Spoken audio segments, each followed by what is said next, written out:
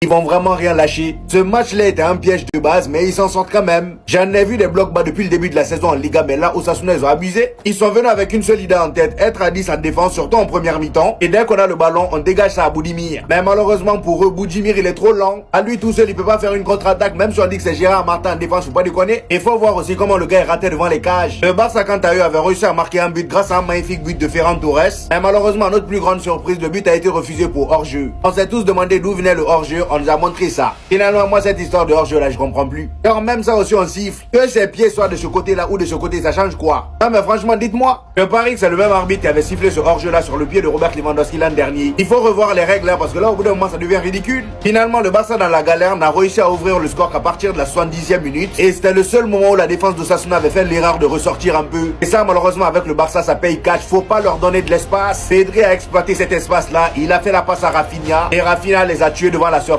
Il n'a pas besoin d'entrer. Juste ce but là a suffi à les faire craquer. Carrément pour le deuxième but de Rafinha, c'est eux-mêmes qui ont fait la passe décisive. Voilà. Malheureusement pour nous, le Barça creuse l'écart de 7 points désormais. Donc déjà qu'on est mort dans le film, si demain encore une fois on perd, c'est cuit. Faut oublier la Liga. Ils vont